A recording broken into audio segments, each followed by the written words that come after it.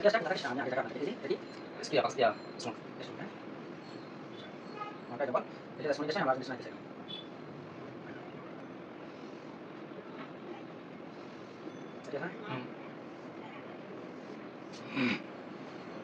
তাহলে এটা অ্যাপেন্ডিসাইটিস হ্যাঁ বুঝছেন তো এটা হচ্ছে লার্জ ইন্টেস্টাইন তাহলে এখানে কি থাকবে একটা প্যানক্রিয়াস এখানে লিভার থাকবে তারপরে পিত্তথলি থাকবে পিত্তনালী থাকবে তাহলে প্যানক্রিয়াস হচ্ছে এই পাতার মতো প্যানক্রিয়াসের কাজটা কি প্যানক্রিয়াসের কাজ হলো ইনসুলিন আর গ্লুকাগন সিক্রেশন করা তাহলে বিটা সেল থেকে সিক্রেশন হয় আমরা জানি যে ব্রেনের সেলগুলোর নাম কি নিউরন কিডনি সেলগুলোর নাম নেফ্রন তো প্যারাইটাল সেল যেগুলো অ্যাসিড সিক্রেশন করে এইভাবে আমাদের সেলগুলোর বিভিন্ন নাম আছে তাহলে আমাদের ইনসুলিন সিক্রেশন যেগুলো হচ্ছে এই সেলগুলো থেকে বিটা সেলগুলো থেকে আমাদের গ্লুকাগন আর ইনসুলিন সিক্রেশন হইতেছে তাহলে একটা ইনসুলিন বলেন তো কি বলছি ইনসুলিন আর গ্লুকাগন তাহলে এই দুইটা রস কি করে আমাদের খাবারগুলো কিসে রূপান্তরিত হয় সবগুলা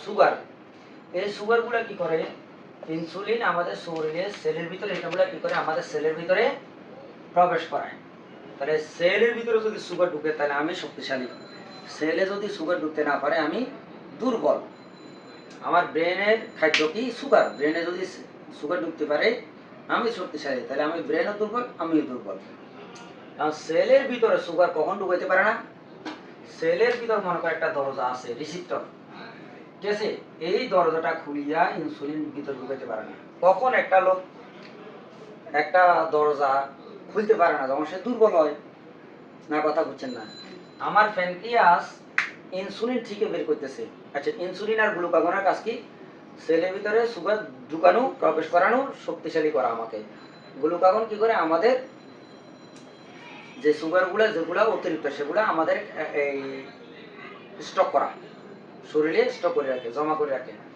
এই যে স্টক করে রাখে যেগুলা সেগুলা কখন কাজে লাগায় যখন একটা লোক খাবার খাচ্ছে না খাবার না খাইলে তাহলে সুগার কোথেকে তৈরি হবে ওই যে আমার সুগারগুলো স্টক করে রেখেছে সেগুলো কি হবে সে কাজে লাগাইবে সেলের ভিতরে একদিন খেলেন না দুই দিন খেলেন না সে স্টকগুলো শেষ করে ফেললো তাহলে আর স্টক নাই আস্তে আস্তে লোকটা মারা যাবে এক সপ্তাহ পরে দেড় সপ্তাহ পরে সে আস্তে আস্তে কি হবে মারা যাবে তাহলে স্টক করে রাখাটা আমাদের জন্য দরকার কিন্তু আমাদের দেশে বলেন পৃথিবীর কোন দেশে এখন এক সপ্তাহ না খায় থাকে কিন্তু আপনি কি করলেন শুধু স্টকই করলেন খরচ করলেন না যখন স্টকটা বাড়তে বাড়তে কি হবে এই ফ্যাট আকারে রূপান্তরিত হবে ফ্যাট হবে চর্বি হবে স্থূলতা বেড়ে যাবে যখন স্থূলতা বেড়ে যাবে তখন ইনসুলিন এটাকে বলে রেসিস্ট্যান্ট তার ইনসুলিন তার কার্যক্ষমতা হারাই ফেলবে স্থূলতা যদি বেড়ে যায় কথা বলছেন যেমন একটা ফ্যানের ইঞ্জিনের ভিতরে যদি ময়লা জমে যায় তো ফ্যানটা অ্যাক্টিভ হবে না ইনঅ্যাক্টিভ হয়ে যাবে আস্তে আস্তে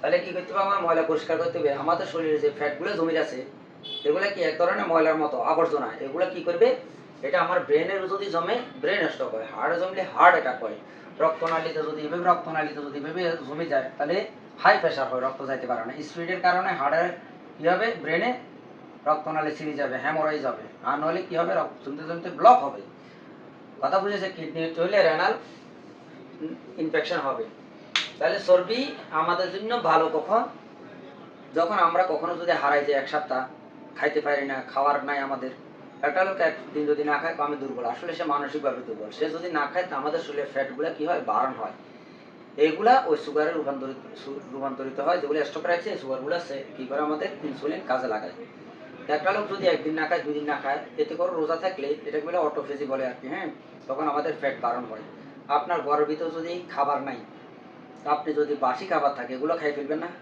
খাইয়া আবর্জনা সব শেষ করে ফেলবেন না আপনি যদি ক্ষুধা থাকেন একদিন দুই দিন রোজা থাকেন মাঝে মাঝে আপনার ফ্যাটগুলো বারণ হয় আবর্জনাগুলো পরিষ্কার হয় এতে করে কি হয় তা আপনার স্ট্রোক অ্যাটাক এই সমস্ত খারাপ চর্বিগুলো যদি বারণ হয় তা আপনার ভালো হবে না ক্ষতি হবে ভালো হবে তাহলে ইনসুলিন যখন কার্যক্ষমতা কখন হারিয়ে ফেলে রেসিস্ট্যান্ট হয় যখন সে কি করলো আপনার 1 কেজি হ্যাঁ খাবার খাইলেন হাফ কেজি খাবার শরীরে কাজে লাগলো কখন 1 কেজি খাবার ভিতরে হাফ কেজি কাজে লাগবে যখন আপনি কাজ করছেন কম, হাফ কেজি কাজে লাগবে আর হাফ কেজি কি হবে স্টক করে রাখবে, কি স্টক করে রাখবে।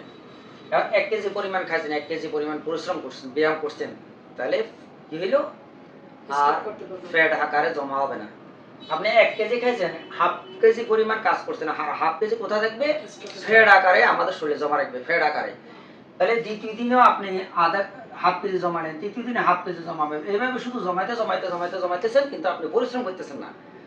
যেই পরিমাণ খাবার খাবেন সেই পরিমাণ আপনি পরিশ্রম করবেন। আমি আপনাকে বলতেছি না যে আপনি কার্বোহাইড্রেট খাওয়া বন্ধ করেন, কার্বোহাইড্রেট খাচ্ছেন কিন্তু পরিশ্রম করতেছেন না, বার্ন করতেছেন না। তখন যাইয়া বলা হয়েছে কি ডাক্তাররা বলে যে আপনারা কার্বোহাইড্রেট খাবার কমাই দেন। কার্বোহাইড্রেট খাইতে গেলে প্রচুর পরিশ্রম করতে হবে। এর প্রোটিন খান, ডিম খান, মাংস মাছ খান, ভালো ঘি খান, ঠিক আছে, ভালো ফ্যাট খান। এখন আপনি যদি পরিশ্রম না করেন, এই জন্য আপনি যদি পরিশ্রম করতে না পারেন, তাহলে কার্বোহাইড্রেট কমাই দিয়া, সুগার জাতীয় খাবারগুলো কমাই দিয়া আপনি কি করেন, পরিশ্রম কম করলে সমস্যা নেই। এখন দেখেন যারা লেবার হেল্পার এরা কার্বোহাইড্রেট খাচ্ছে না, দেখেন কি পরিমাণে এক গামলা ভাত নেই খাচ্ছে, ভাতই তো খাচ্ছে না, অন্য কিছু, ভাতে তো কার্বোহাইড্রেট বেশি।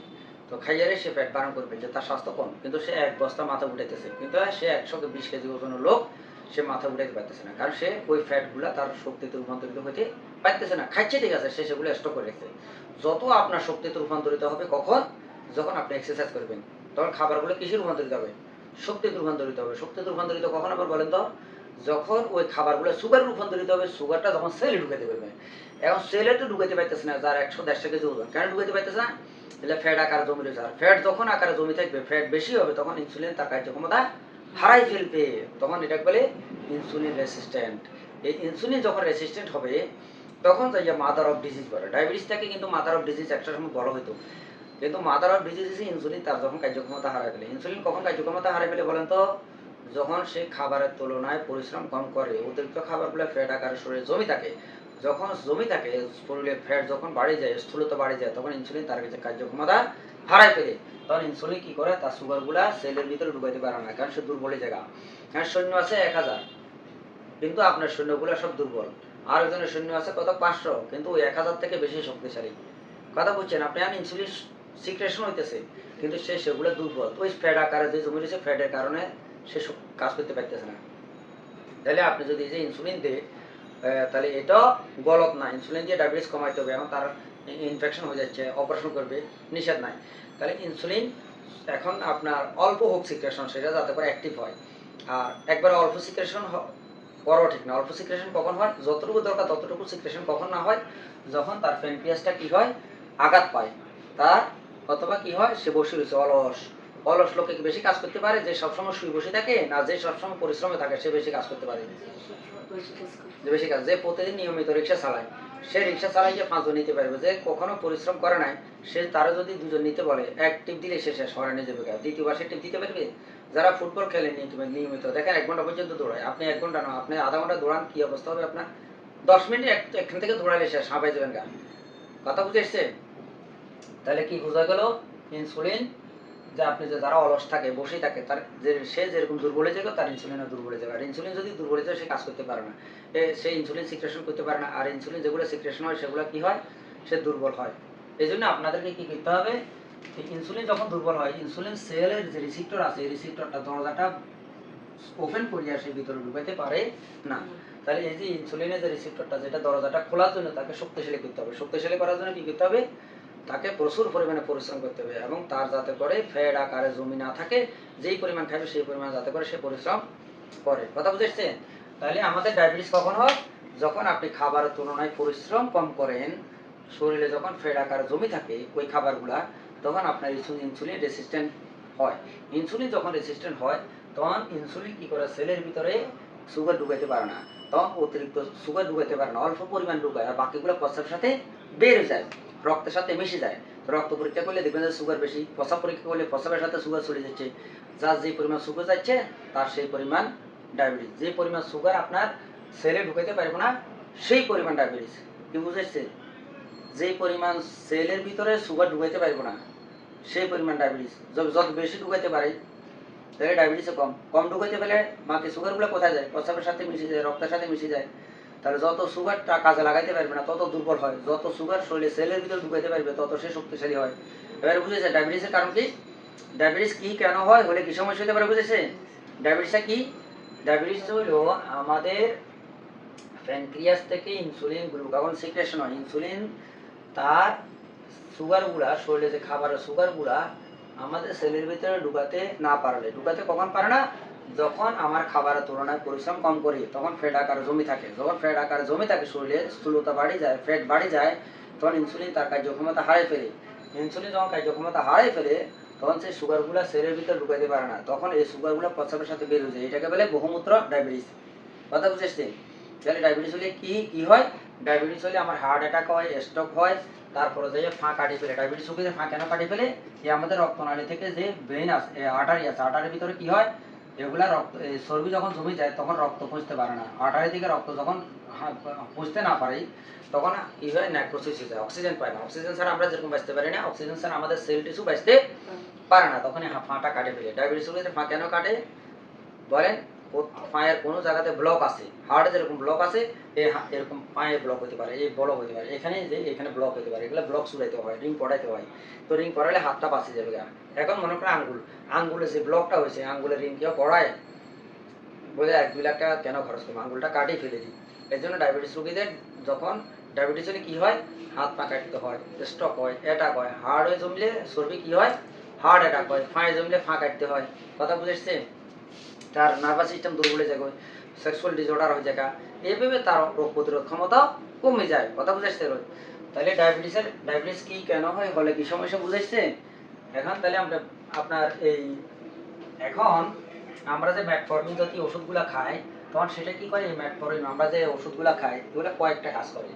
এখন সে ইনসুলিন সিক্রেশন করতে যত পারতেছে না, আমরা কি করি, বিভিন্ন পশু থেকে সেই ইনসুলিনগুলো কৃত্রিমভাবে নেওয়া হয়, নিয়ে শরীরের ভিতরে ঢুকায় সেলে। তো শরীরের ভিতরে ঢুকাইলে যে ইনসুলিনটা দরকার আছে এই প্যানক্রিয়াস তৈরি করার, সেটা যখন প্যানক্রিয়াস তৈরি করতে পারতেছে না, তো আমরা অতিরিক্ত বাইরে থেকে আনিয়ে দিতেছি। তখন যাই ওই ইনসুলিনটা কি করে, সেলে ঢুকানোর চেষ্টা করে, এটাই তো ডায়াবেটিস কন্ট্রোল করে। তাহলে আমরা কি কৃত্রিমভাবে আমরা বাইরে থেকে পশু থেকে আনি দেওয়া ঠিক হবে না নিজেরটাকে অ্যাক্টিভ করা ঠিক হবে? হ্যাঁ। তো একটা হচ্ছে যে কি ইনসুলিন আমরা সরাসরি দিই, আর একটা হচ্ছে যে কি আমরা যে ম্যাটফর্মিন এই যে ওষুধগুলো খাইছি ডায়াবেটিসের ওষুধ, এই ওষুধগুলো কি করে ইনসুলিনটাকে কি করে ফ্যানকেসটাকে কি করে সুরসুরে দিই। আমি সোজা কথা বলি, যখন সুরসুরে দিই একটা আবার কাতুকুতু দেয় তখন সে লাফালাফি করে না। একটা বাচ্চা যখন সুরসুরে দিই তখন সে কি করে ইনসুলিন সিক্রেশনটা বাড়ায় দেয়। তো এখন আপনি এটাকে লাড়াছাড়া না দিই, নিজে লাড়াছাড়া করেন, দৌড়াদৌড়ি করেন, হাঁপান, কথা বুঝেছ না? তো এইভাবে আপনি ডায়াবেটিসটা কন্ট্রোল করতে পারেন। ডায়াবেটিস কন্ট্রোল করার জন্য ওষুধের পাশাপাশি আপনাকে প্রচুর পরিমাণে এক্সারসাইজ করতে হবে, কার্বোহাইড্রেট খাবারগুলা কমে ফেলতে হবে, চর্বি জাতীয় খাবার যেগুলো খারাপ চর্বি কয়টা আছে আমাদের শরীরে 3টা খারাপ চর্বি, আর ভালো চর্বি কয়টা, একটা এইচডিএল, যেটা আমাদের ব্রেন ডেভেলপের জন্য কাজ করে। এবং ভালো চর্বি কি করে, খারাপ চর্বিগুলোকে বারণ করে ফেলে। কথা বুঝাইছে? তাই আমরা ক্ষুধা থাকলে যেরকম আমাদের খাবারগুলো পচা খাবার আমরা খাই ফেলি, আমাদের শরীরে যত আবর্জনা আছে যখন আমরা ক্ষুধা থাকবো সেগুলো কি হবে, বারণ হবে, পেট বারণ হইয়া কি হবে, শক্তিতে রূপান্তরিত হবে। এখন আর তাহলে ভালো ফ্যাট কেন দিব, ভালো ফ্যাট খারাপ ফ্যাটগুলো কি করে বারণ করে ফেলে। ভালো ফ্যাট কি বলেন তো, এইচডিএল। ঠিক আছে, এইচডিএল এটা কিসের ভিতরে আছে, ভালো ফ্যাট ওমেগা 3, ঠিক আছে, ফ্যাটি অ্যাসিড মাছের তেলের ভিতরে আছে, তারপরে কি অলিভ অয়েল যেগুলো ভালো চর্বি, তারপরে যে সি অ্যাসিড আছে। কথা বুঝাইছে? সমুদ্রের যে মাছগুলো আছে মাছের তেল, olive oil, cod liver oil নাম শুনছেন বাচ্চাদেরকে, এই যে কড লিভার অয়েল, মাছের তেল, মাল্টিভিটামিন, ব্যাকস্টাম গোল্ড, তারপরে দেখে জোবিয়া জোবিয়া কিডসের ভিতরে দেখবেন লেখা আছে কড লিভার অয়েল, মাছের তেল আছে। তাহলে আমরা এই জাতীয় ভালো ফ্যাট যখন খাইবো তখন আমাদের ব্রেনের আমাদের ফ্যাট ছাড়া আমরা বাঁচতে পারবো না। কিন্তু খারাপ ফ্যাট যদি বেশি হয় তখন ক্ষতি, কিন্তু ভালো ফ্যাট কমে গেলে আমরা দুর্বল হবে। তার আমাদের ফ্যাট দরকার, কোন ফ্যাটটা দরকার, যে ফ্যাটটা আমাদের জন্য উপকারী ভালো। আমাদের পুরো ব্রেনটা কিসের দিয়ে তৈরি বলেন তো, ফ্যাট দিয়ে তৈরি, চর্বি দিয়ে তৈরি। তাহলে চর্বি ফ্যাট দিয়ে তৈরি, ভালো ফ্যাট যত বেশি হবে ব্রেন তত ভালো থাকবে, খারাপ ফ্যাট যত বেশি হবে তত ক্ষতি হবে। তাই আজকে আমরা কি বুঝতে পারলাম, প্যানক্রিয়াস সম্পর্কে জানলাম, প্যানক্রিয়াস কেন সে দুর্বল হয়ে যায়, অকেজ হয়ে যায়, ইনসুলিন রেসিস্ট্যান্ট হয়, আর আমাদের কিভাবে আমরা ডায়াবেটিসটাকে কন্ট্রোল করবো ওষুধের পাশাপাশি। ঠিক আছে, লাইফস্টাইল চেঞ্জ করবো, ডায়াবেটিস কি কেন হয় হলে কি সমস্যার সমাধান, আর এটার পাশাপাশি এখন আমরা কি ট্রিটমেন্টটা দিব পাশাপাশি এটা নিয়ে পরে আলোচনা করবো। তো আজকে এই পর্যন্ত, ভালো থাকেন সবাই, নিরাপদে থাকেন। আগে ঘটনা বুঝবেন, বুঝার পরে মানা সহজ না, কথা বুঝছেন, আপনি বুঝলেন না, এখন যখন আপনি জিনিসটা ভালোভাবে কাউন্সিলিং করলাম, বুঝলেন, তখনই তো আপনি মানবেন, তখনই আপনি ব্যায়াম করবেন। আপনাকে যদি বলেন ব্যায়াম করেন, তার ব্যায়াম করবে? আপনাকে যদি বলে যে কি আপনি কোমরের ব্যায়াম করেন, আপনার কোমর ব্যথা নাহলে কি হবে না, ভালো হবে না, সে ওষুধ খায় ব্যথা কমে, ওষুধ এই যে আপনি কি করলেন, আপনার ভগ্নিপতি, আপনার তার পরিচয় বলতেছে না, আপনার ভগ্নিপতি কিডনি দুইটা ড্যামেজ হয়ে গেছে, ওনার বোনের, বুঝছেন, ওনার বোনের জামাইয়ের কিডনি দুইটা নষ্ট হয়ে গেছে। কেন? ও কোমরে কি হয়েছে, ব্যথা হয়েছে, পরে অপারেশন করছে, শুধু ব্যথার ওষুধ খাইছে, ব্যথার ওষুধ খাইছে। কিন্তু বলে না যে কি ব্যথা কেন হয়, নার্ভে চাপ দিয়ে আপনাকে ব্যায়াম করতে হবে, কোমর বুঝাই বুঝবে না, কোমর দাঁড়া থাকবে, সব কিছু মেকানিজম দেওয়া বুঝাই দেবে, কাউন্সিলিং করবে, তখন সে বুঝবে। কেন? এখানে অনেক দেশ দুনিয়া ঘুরিয়ে আসিয়ে একজন ডাক্তার কাছে ভালো হয়, কারণ সে ভালো করে বুঝে এবং বুঝাই দেয়। ইন্ডিয়াতে অনেকে যায় কেন, কাউন্সিলিং করে, কাউন্সিলিংটা হচ্ছে জরুরি। এই ডাক্তার চাকরি করবে কেন, এত ফেমাস হচ্ছে, ওটা সবাই জানে, সব ডাক্তাররা জানে, কিন্তু কাউন্সিলিংটা করলে কি হয়, মানুষ বুঝে এবং মানে, এটি হচ্ছে উদ্দেশ্য, এটার জন্য মানুষ আসে, অন্য কিছু না। কথা বুঝছেন? একজন ডাক্তার কাছে কেন আসে, সে কথাগুলো বুঝাতে বুঝে, যখন বুঝে একটা সাধারণ লোক মানবে, আর না বুঝাইলে, যদি না বুঝে মানবে, একটা বাচ্চা যদি বোঝে পড়ালেখার উপকারিতা, তার মানে পড়ালেখা করবে। এখন জানে না যে সরাই কেন পড়ে, তাহলে সরাই কেন পড়বে, আমি সরাই আমার কোন কাজে রাখবে? কথা বুঝছেন না? তো ছোট বাচ্চা, আমরা যদি ছোট বাচ্চার মতো যদি বুঝি, হয়ে পড়বো, আমাদেরকে বুঝাইতে হবে। ঠিক আছে? আসসালামু আলাইকুম।